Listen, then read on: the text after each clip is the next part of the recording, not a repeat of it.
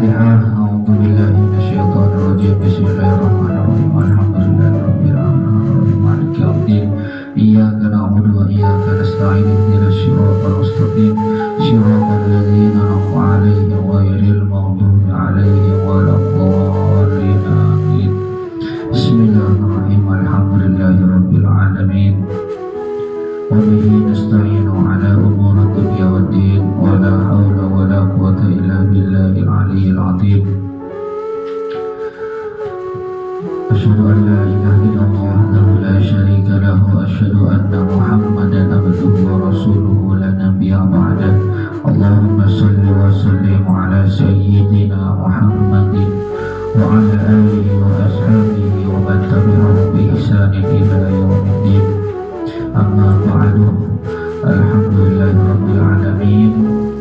Kita di pagi hari ini diberi kesempatan oleh Allah untuk berkumpul kembali dalam keadaan sehat walafiat. Kita diberi kesehatan jasmani dan rohani oleh Allah. Semoga itu menjadi pengantar kita untuk semakin dekat kepada Allah Subhanahu wa Ta'ala, dan kita bisa beristifadah, bisa mengambil manfaat daripada karangan Imam Al-Ghazali, yaitu kitab Mukasyafatul Qulub. Dan alhamdulillah sekarang sudah sampai kepada Al-Babul Khamis, yaitu bab yang nomor 5, fi ghalabatin nafsi wa adawatis syaitan, yaitu menerangkan tentang mengalahkan hawa nafsu dan juga mengalahkan setan, menjadi musuh setan. Karena kalau manusia ketika dia dikuasai oleh hawa nafsunya itu berbahaya. Manusia kalau dikuasai oleh egoisnya itu berbahaya.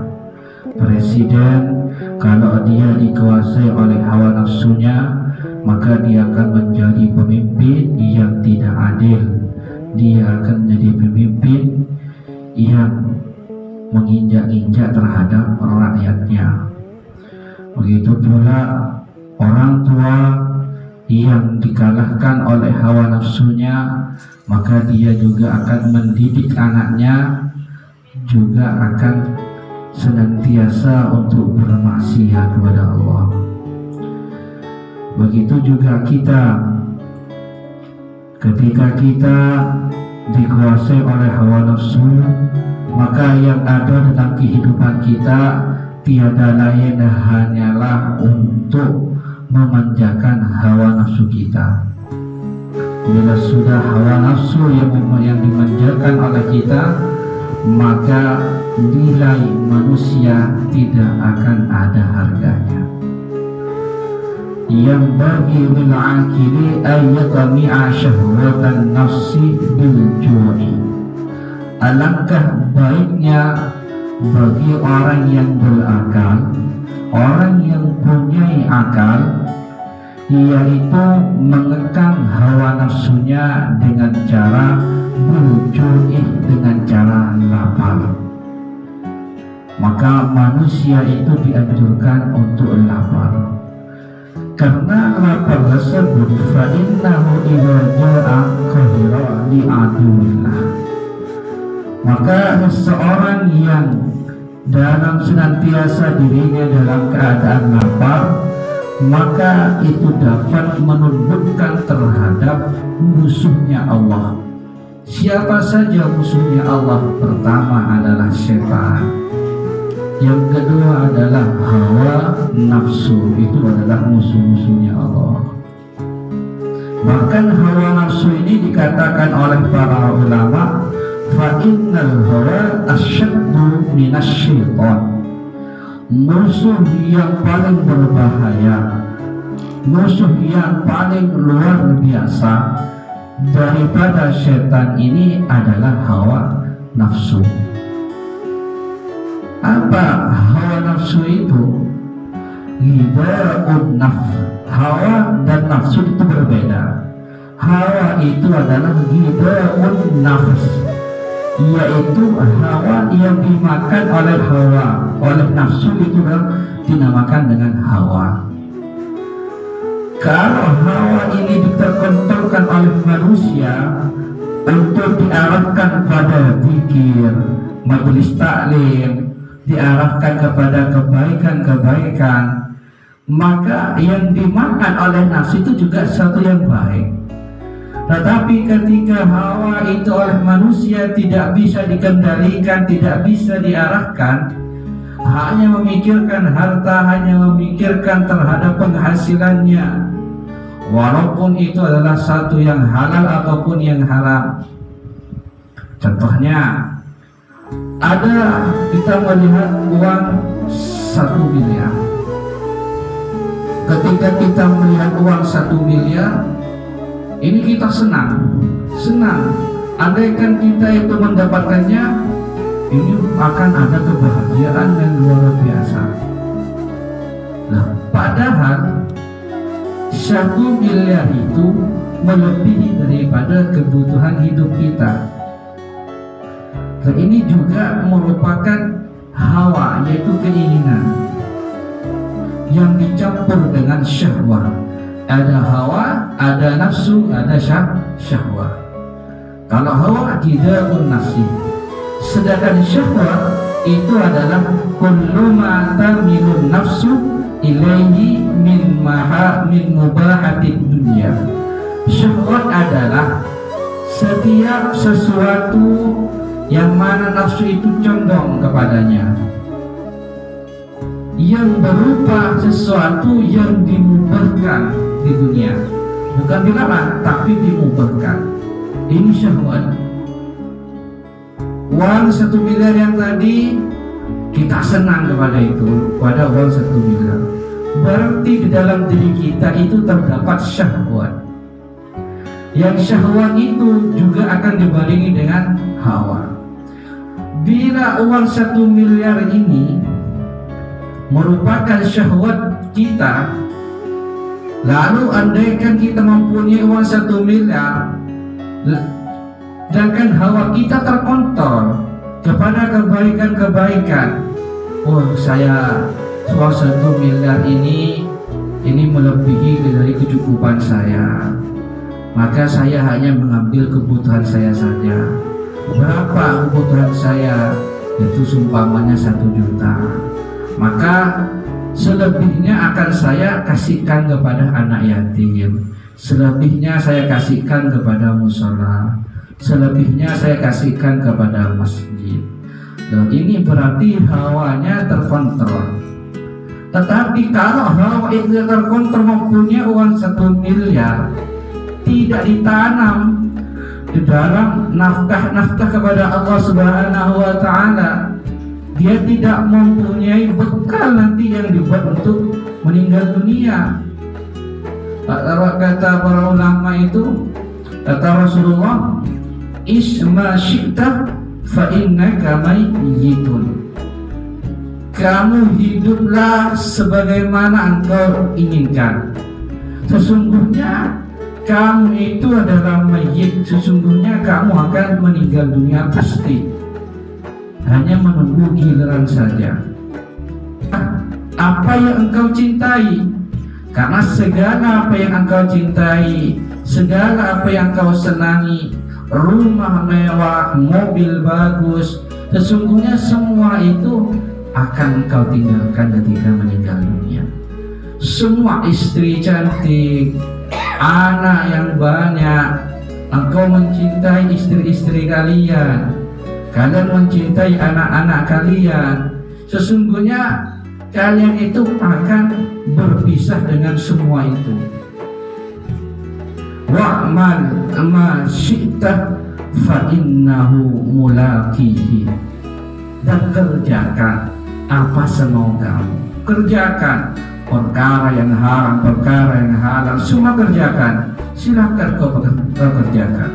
Akan tetapi nanti di akhir hayatmu, dan nanti ketika di padang mahsyar, sesungguhnya amal-amal kamu akan diperlihatkan. Dan sesungguhnya amal-amal kamu akan datang kembali. Fa inna wasilatasy syaitan.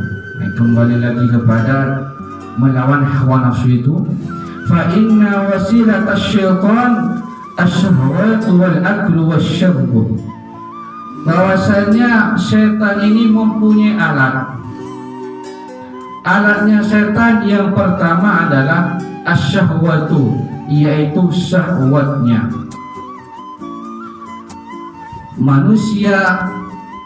Setiap manusia pasti mempunyai syahwat, pasti mempunyai keinginan, pasti. Nah, bagaimana manusia agar supaya dia tidak terganggu oleh setan? Bahkan dalam hadisnya Rasulullah uruwiya fil akhbari annahu alaihi salam qala idza wulida ibnu adamah mauludun qarranallahu subhanahu ta'ala bihi malakan. Seketika Allah menciptakan ibnu Adam, keturunan Nabi Adam, lalu dia dilahirkan oleh ibundanya, maka di saat itu pasti Allah akan membersamakannya di dalam hatinya, yaitu malaikat.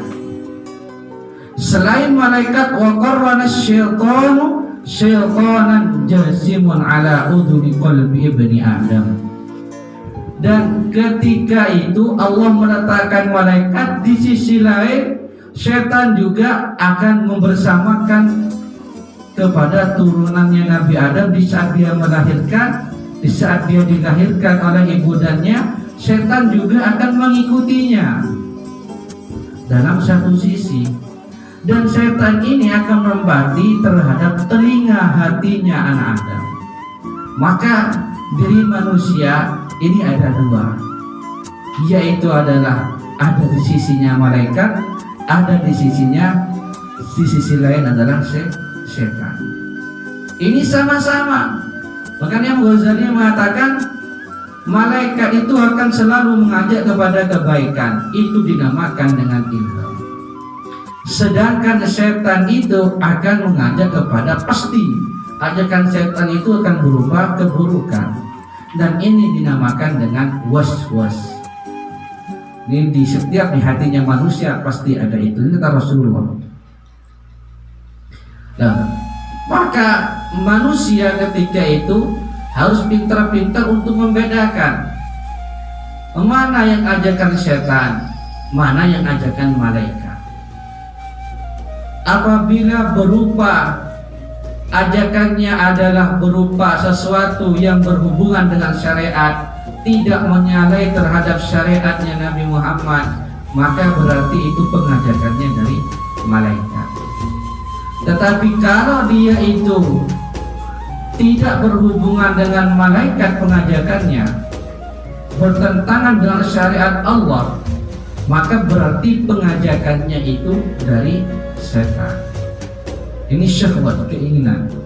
Setiap sesuatu yang condong kepadanya yang berupa sesuatu yang diperbolehkan di dunia, ini adalah syahwat.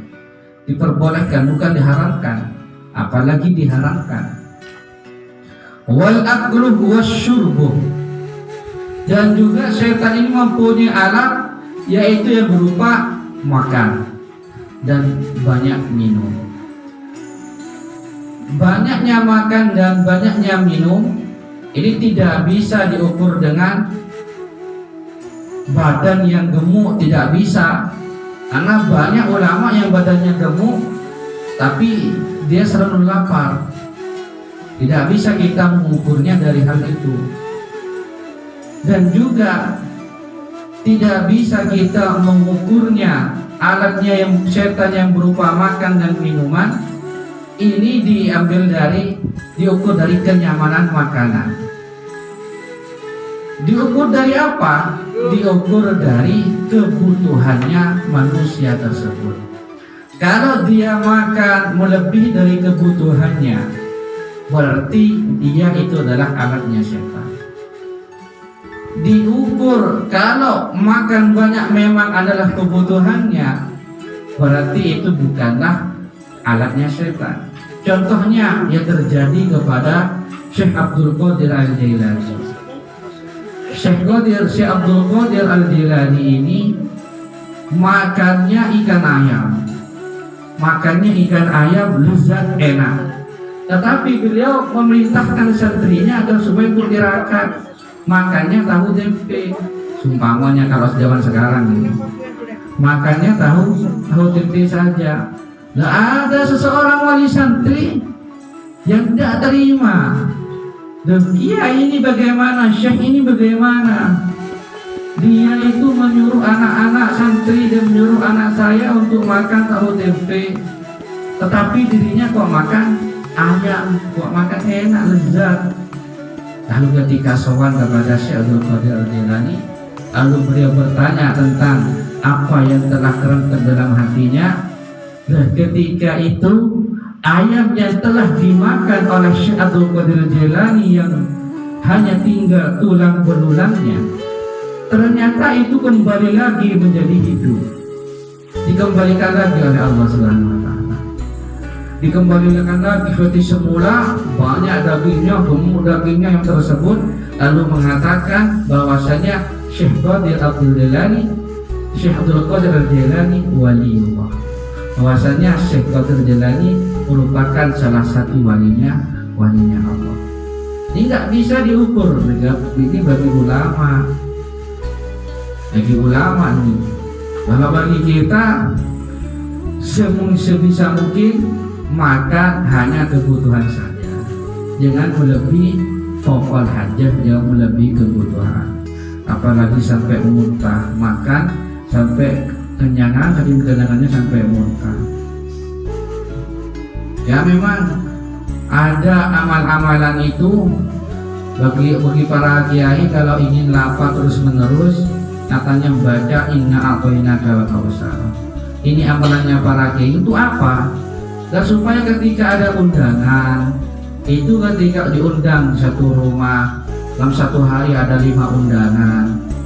Lalu beliau bagaimana tidak mau makan yang sudah disuguhi, sudah repot-repot tuan rumahnya untuk menyiapkan makanan, ternyata tidak mau dimakan sumbangannya oleh dia tersebut, maka membaca inna a'tainaka kal kautsar itu. Nah supaya lapar lagi, bukan dikarenakan lebih dari kebutuhannya, bukan, tetapi memang untuk menghormati terhadap tuan rumahnya. Kama qala Rasulullah sallallahu alaihi wasallam, inna syaitan yajri min ibni adam majrad dami fadayyiqu majariyahu bil ju'. Bahwasanya setan ini akan bersemayam di setiap anak Adam, di setiap manusia, berada di dalam tempat jalannya darahnya. Ini setan. Maka kewajiban manusia atau anak Adam ini agar supaya melawan setan dengan cara untuk lapar. Rasulullah itu pernah Sayyidah Fatimah datang pada Rasulullah, ya Rasulullah, Sayyidina Hasan dan juga Sayyidina Husain ini sekarang menangis ya Rasulullah.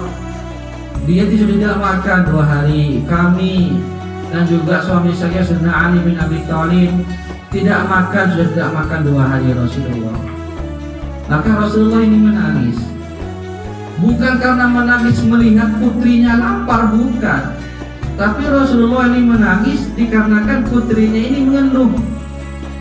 Sini Fatimah, bila engkau tidak makan selama 2 hari, maka lihatlah perutku dibuka oleh Rasulullah. Ternyata di saat itu perutnya Rasulullah sangat kempes dan dijanggal dengan batu bata. Kamu tidak makan 2 hari, anak-anakmu tidak makan 2 hari, suamimu juga tidak makan selama 2 hari. Saya sudah 3 hari tidak makan, wahai Fatimah. Ini kata Rasulullah. Dan ketika mendengar hal tersebut, Siti Fatimah merasakan sedih, merasakan penyesalan yang mendalam. Bagaimana saya cuma 2 hari tidak makan, sedangkan ayahku Rasulullah ini 3 hari sudah tidak makan, tidak pernah mengeluh, kata Siti Fatimah. Rasulullah tidak mengeluh.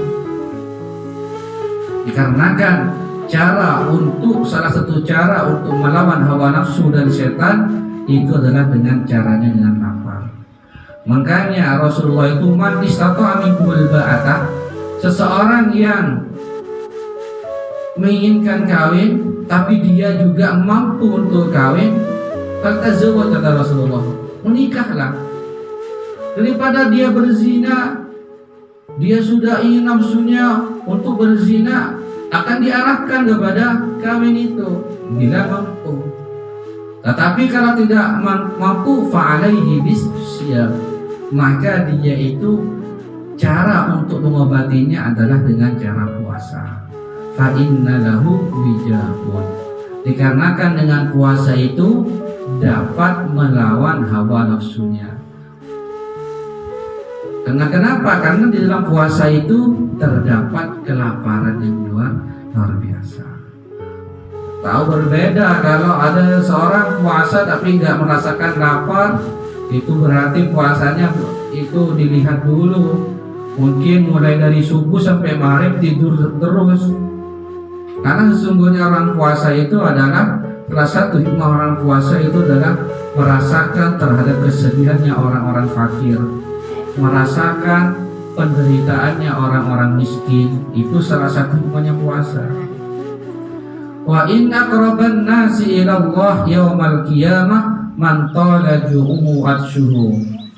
Sesungguhnya paling dekatnya manusia di hari kiamat kepada Allah yaitu manusia yang senantiasa dirinya dalam keadaan haus dan juga lapar. Ada yang berbanyak puasa. Saya mampu untuk makan 3 hari, 1 hari 3 kali, 4 kali. Saya juga kalau berpuasa maka saya nanti kena tipes, saya nanti kena penyakit. Jangan berkata seperti itu. Jangan berkata kalau penyakit itu disebabkan puasa. Jangan menggatok-gatokkan penyakit dengan puasa. Apapun yang diperintahkan oleh Allah, apapun yang disyariatkan oleh Allah, pasti itu akan mengefekkan kebaikan ke dirinya dan juga pada kesehatannya. Dan saya merasakan ketika bulan Ramadan kalau minum es di malam harinya minum es, ini sakit tenggorokan. Tetapi kalau ketika mulai subuh sampai maghrib itu tidak minum es atau berpuasa, tidak makan, tidak minum, ini hilang. Tergantung tenggorokan ini hilang, cepat hilangnya. Berbeda ketika di hari-hari biasa, ketika nggak puasa, punya tenggorokan yang sangat gatal dikarenakan minum es. Ini meskipun tidak minum es dalam 1 hari, ini tetap biasanya ini gatal tenggorokan tetap, sehingga menimbulkan rasa batuk, menimbulkan pirang. Kain dengan puasa ini bisa menyehatkan badan. Wa a'dhamul muhlikati li bani adam syahwatul batni fiha, dan bahkan paling agungnya perusak terhadap anak-anak Adam yaitu syahwatul batni, keinginannya perut. Ada seorang kiai, seorang guru yang menginginkan makan satu makanan. Makanan ini dicampur madu, ada susunya, ada rotinya malam ini, ada zaitunnya itu katanya. Ini sangat lezat kata kiai. Ini ingin sekali, sangat ingin sekali roti tersebut, ingin makanan tersebut. Ternyata oleh santrinya diberi, lalu Syekh ini ingat, ya saya ini sudah lama ingin roti ini. Ketika saya menginginkan, berarti itu ada syahwat dalam diri saya, kata Syekh ini. Dan saat inilah waktunya saya untuk melawan hawa nafsu saya. Saya melawan syahwat saya. Meskipun beliau itu sangat menginginkan roti tersebut, dikarenakan itu keinginannya ditimbulkan dari rasa syahwatnya, dari hawa nafsunya, maka beliau itu memanggil orang fakir miskin. Kesinilah ke rumahku, kata si Syekh tersebut. lalu memberikan rotinya agar supaya disuruh untuk dimakan oleh orang-orang miskin tersebut. Dan ini adalah salah satu cara untuk melawan terhadap hawa nafsunya. Akhraja Adam wa Hawa min dal qarladari dhalli. Bahkan makanan ini yang membuat Nabi Adam itu dikeluarkan beserta ibu Hawa daripada surga yang merupakan tempat yang sangat mulia. Dikeluarkan ke mana? Diturunkan ke bumi yang merupakan tempat yang paling hina di sisi Allah. Disebabkan apa? Disebabkan makanan, yaitu buah khuldi. Idza nahahuma an akli syajarati faghalabathuma syahwatuhuma. Ketika Allah melarang Nabi Adam untuk memakan buah khuldi, ternyata Nabi Adam ini digoda oleh setan. Yang pertama digoda oleh setan siapa? Ibu Hawa. Istrinya pertama yang digoda. Karena istrinya sangat menginginkan, maka istrinya Ibu Hawa ini pergi ke Nabi Adam agar supaya untuk mengambilkan buah khuldi. Karena Ibu Hawa ini sangat ingin katanya. Munculnya dari mana? Munculnya dari setan menggoda Ibu Hawa. Bagaimana seorang suami melihat istrinya gak tega, karena dia sangat menginginkan makanan, sangat menginginkan buah khuldi, melihat Ibu Hawa sangat menginginkan tersebut. Maka meskipun suami ini, makanya ini buat pelajaran untuk kita, bahwasanya jangan sampai istri-istri itu memaksa suaminya yang bukan termasuk kekuatannya. Suaminya hanya mendapatkan beberapa gajinya, tapi dia ingin ke sana ke situ, dia ingin baju yang bagus. Inilah contohnya Ibu Hawa dapat menjerumuskan Nabi Adam sehingga Allah murka kepada beliau. Sekarang siapa? Disebutkan wanita. Ditahan terlebih dahulu. Karena suami itu kalau sudah melihat perempuan yang ingin itu, ingin ini, tak kira suami itu tidak akan mungkin, andaikan dia punya uang tidak akan mungkin untuk tidak membelikannya, pasti dia belikan. Tetapi ketika seorang istri ini memaksakan diri sedangkan suaminya itu tidak mempunyai uang di batas kemampuannya, maka bisa jadi suami itu mencuri, bisa jadi suami itu menipu orang lain. Itu adalah salah satu pelajaran bagi kita supaya tidak memaksakan kehendak pada suami di luar kemampuannya. Wal batnu ala tahqiqi yabbu syahawat. Sedangkan perut ini secara kenyataan, secara haknya itu merupakan sumber dari keinginan, sumber dari adanya syahwat. Syahwat itu bukan hanya ingin kawin, bukan, banyak syahwat itu. Menginginkan rumah, menginginkan mobil mewah, menginginkan sesuatu yang di atas kemampuannya, sedangkan cuma gajinya berapa tapi menginginkan rumah yang bagus. Itu timbulnya dari syahwat. Wa qala ba'dul hukama man istawalat alaihi nafsuhu sara asiran. Beberapa para ulama mengatakan barang siapa yang telah dikuasai oleh hawa nafsunya asiran, maka dia itu menjadi budak yang tertawan. Dia akan menjadi budaknya hawa nafsu. Ini langsung beli, ini tuh langsung beli, ibadahnya keteteran.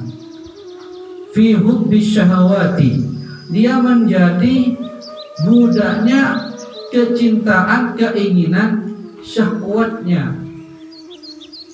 Mahsuran fi sijani afwatiha, dan dia terbelenggu terhadap penjara dan keliruannya hawa nafsu itu. Terbelenggu, dia menginginkan uang, seumpamanya dia menginginkan uang, demikian uang yang sangat banyak. Suaminya dari luar kerja, dia capek-capek, ketika tidak mendapatkan uang ngamuk. Tapi si istri itu ketika melihat suaminya capek kerja, ketika dia pulang maka tersenyum. Itu adalah khairun nisa, itu man tasurrun idza nudirat. Perempuan paling baik itu adalah ketika dia itu dilihat, dia itu bahagia, suaminya rasakan bahagia suaminya. Bukan perempuan yang cantik, bukan. Paling baiknya wanita adalah ketika dilihat oleh suaminya, suaminya merasakan bahagia. Ini adalah perempuan yang terbaik di dunia. Makanya Ghazali mengatakan hawa nafsu itu paling sulit untuk diobati, paling sulit untuk ditinggalkan, paling sulit untuk dilawan. Ini hawa nafsu. Tuba liman kana aqluhu amiran wa hawahu asiran.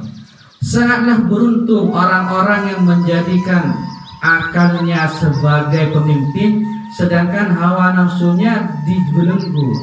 Ini orang yang sangat beruntung. Wa wailun liman kana aqluhu asiran wa hawahu amiran. Dan sangat celaka seseorang yang akalnya menjadi terbelenggu, sedangkan hawa nafsunya ini menjadi perintah, menjadi raja dalam dirinya. Ini sudah menjadi bahaya. Orang yang tidak rugi siapa? Orang yang di akalnya menjadikan akalnya sebagai penopang terhadap hawa nafsunya. Tetapi kalau dia itu menjadikan hawa nafsunya sebagai tujuan, menjadikan hawa nafsunya di akalnya saja, pada akalnya diliputi oleh hawa nafsunya, maka orang tersebut itu tandanya adalah orang yang cilaka. Dan kalau sudah orang itu dirundung oleh hawa nafsunya, maka dia itu akan mencegah terhadap nasihat-nasihat. Dia akan mencegah terhadap nasihat-nasihatnya para ulama. Ada ulama menasihatinya, ada orang lain menasihatinya, orang tua menasihatinya, maka dia itu tidak bisa akan masuk dalam hatinya, nggak akan bisa kalau sudah hawa nafsunya. Suaminya untuk menasihatinya, suami bagi suami istri menasihatinya juga tidak akan masuk apabila sudah dikuasai oleh hawa nafsunya. Allah menjadikan khalaqal khulqah ala salasati. Allah menjadikan manusia itu ada 3 komponen. Yang pertama, Allah menjadikan makhluk yang berupa malaikat. Wa raqiba fihim al-aqlu wa lam yarqub fihim asy-syahwatu. Yang pertama, malaikat menjadikan makhluk, yaitu terdapat 3 komponen. Yang pertama, malaikat ciri-cirinya itu adalah mempunyai akal saja, tidak mempunyai syahwat. Dan Allah menciptakan berdua, Allah menciptakan terhadap binatang-binatang, hanya menciptakan dalamnya tersebut syahwatnya saja, nafsunya saja, dan tidak diberi akal oleh Allah Subhanahu. Wa khalaqa ibna Adam wa raqiba fi al-aqlu wasyahwatu. Dan Allah juga menciptakan ibnu Adam, menciptakan manusia ini diberikan oleh Allah akal dan syahwat. Faman ghalabat syahwatuhu akrahu. Seseorang yang telah dikuasai oleh hawa nafsunya, fal bahaimu khairun minhu, maka sesungguhnya hewan itu lebih baik daripada dirinya. Ini lebih rendah daripada hewan, orang-orang yang hanya diliputi oleh hawa nafsunya. Wa man ghalaba syahwatahu fahuwa khairun minal malaikah. Sedangkan orang-orang yang telah akalnya mengalahkan hawa nafsunya, mengalahkan syahwatnya, maka dia akan diangkat oleh Allah derajatnya dan melebihi daripada derajat para malaikat. Bahkan Abul Hasan Ar-Razi ini mempunyai orang tua. Dialah seorang ulama, tetapi ternyata orang tuanya dalam mimpinya itu masuk ke dalam neraka. Padahal putranya ini ulama, orang tuanya dalam mimpinya masuk ke dalam neraka. Lalu ditanyakan oleh Abul Hasan Ar-Razi, wahai ayahku, kenapa Allah memasukkan kamu ke dalam neraka? Maka ayahnya menjawab, dikarenakan jadabatni nafsi ilan nar. Dikarenakan ketika hawa nafsuku mengajakku ke dalam api neraka, saya mengikutinya. Ketika hawa nafsuku mengajak aku untuk kemaksiatan, saya juga tercebur ke dalam kemaksiatan tersebut. Meskipun putranya adalah seorang ulama, tetapi dikarenakan ketika dalam kehidupannya dia senantiasa untuk mengikuti hawa nafsunya, maka sia-sia hidupnya. Dan pada akhirnya oleh Allah dimasukkan juga ke dalam api neraka. Wa qala Hatim al-Asam rahimahullah, nafsi ribati wa ilmi silahi wa dhanbi khaybati wa syaitanu aduwi wa ana bi nafsi ghadirun. Imam Hatim al-Asam mengatakan bahwasanya nafsuku ini adalah tali bagiku. Ketika dia mengikuti hawa nafsunya, beribadah dia akan malas, dia berzikir dia akan malas, bersalawat juga dia akan malas, karena hawa nafsu itu menarikan dirinya dan juga dia akan mencegah orang untuk beribadah kepada Allah. Ini tali, menjadi tameng manusia ketika mendekatkan diri kepada Allah. Apa caranya untuk melepaskan tersebut? Wa ilmi silahi, yaitu harus dengan keilmuan, harus mempunyai ilmu. Ilmu itu bukan hanya didapat kita dari sekolah, tidak. Ilmu itu bisa dari pengalaman. Kita sering melihat terhadap wajahnya ulama, itu akan menambah terhadap kecintaan kita pada ulama dan akan membuka terhadap talinya hawa nafsu. Kita sering mengikuti kajian-kajiannya para ulama, itu juga bisa melepaskan terhadap tali hawa nafsunya. Kita juga harus sering mengikuti pengkajian-pengkajian tentang kalam-kalam hikmah para ulama, itu juga akan menjauhkan diri kita daripada hawa nafsu kita. Dan Rasulullah itu ketika pulang dari perang Badar, yang mana perang Badar itu orang-orang Islam hanya berjumlah 300 pasukan, sedangkan orang-orang kafir di saat itu berjumlah 3.000 pasukan. Berarti ini 10 kali lipat lebih banyak orang-orang kafir daripada orang-orang Islam. Tetapi dengan kesabarannya orang Islam, kegigihannya, keberaniannya orang Islam, mereka tidak mau menyerah meskipun 10 kali lipat mereka lebih banyak hitungannya ketika tetap berperang umat Islam ini. Dan pada akhirnya dengan pertolongannya Allah, maka orang-orang Islam ini memenangkan terhadap peperangan tersebut. Ketika menang, maka Rasulullah mengatakan, wahai para sahabatku, memang sekarang engkau telah menang di perang Badar. Engkau telah memenangkan dari peperangan yang sangat dahsyatnya luar biasa, 10-1. Tetapi akan ada yang lebih berat lagi, yang lebih bahaya lagi peperangan tersebut, Ya Rasulullah, apakah ada ya Rasulullah perang yang lebih bahaya, lebih menakutkan daripada perang Badar ini? Rasulullah, ada ya Rasulullah. Apa ya Rasulullah? Bahwasanya perang yang lebih berbahaya lagi adalah memerangi hawa nafsu, yaitu memerangi hawa nafsu. Maka para sahabat mengatakan dan memikir, memang ketika kita berperang di medan perang, kita hanya dalam satu waktu. Ketika kita menang, maka kita akan pulang lagi. Ketika ada panggilan perang lagi, maka kita juga akan berangkat lagi. Ketika sudah memenangkan, maka kita akan pulang. Berbeda dengan hawa nafsu kita. Setiap detik, setiap waktu, setiap nafas kita itu akan terdapat hawa nafsu yang akan menggoda kita. Kalau perang bisa jadi kita menang, kalau kalah kita syahid. Tetapi kalau hawa nafsu kita menang, ini belum tentu besoknya kita akan menang melawan hawa nafsu. Kalau kita terjerumus ke dalam hawa nafsu, maka tiada lain tempatnya adalah ke dalam api neraka.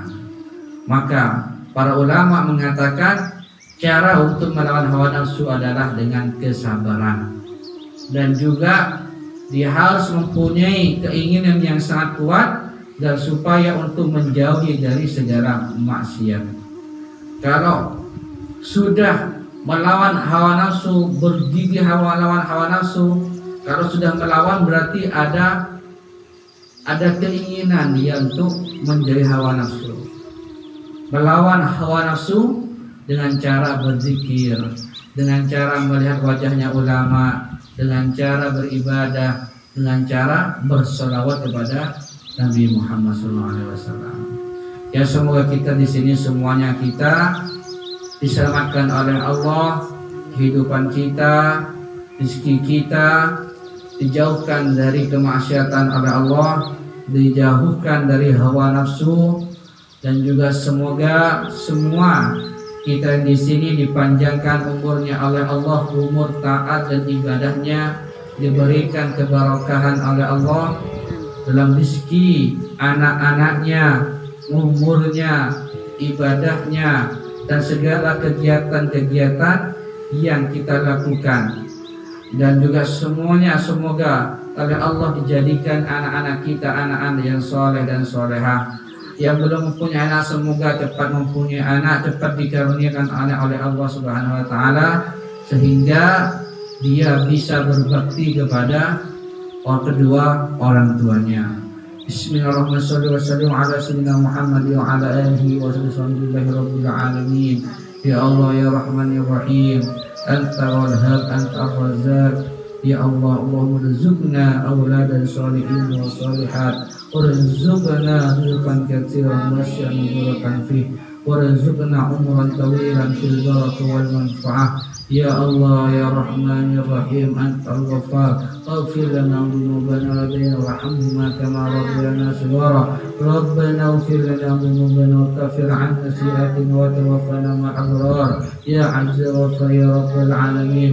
يا الله يا رحمن يا رحيم، ارحمنا يا الله، وارحم جميع أمة سيدنا محمد، واغفر جميع أمة سيدنا محمد، طهر جميع أمة سيدنا محمد من الذنوب والخطيئة والسيئات. يا الله، اللهم احفظنا وتلامذنا وتلامذاتنا وبنينا وبناتنا واخرجنا من واخواتنا من المسلمات فتوح العارفين. اللهم اجعلنا واولادنا وذريتنا وتلامذنا وتلامذاتنا من اهل الجنه ومن اهل الصدقه ومن عبادك الصالحين ومن اهل الطاعه يا الله، ومن المحبين الى سيدنا محمد صلى الله عليه وسلم.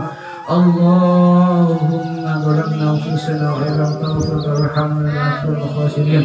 ربنا اتنا في الدنيا وفي الاخره وقنا عذاب النار.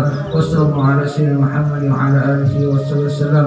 سبحان ربك رب العزه عما يصفون وسلام المرسلين الحمد لله رب العالمين. الفاتحه.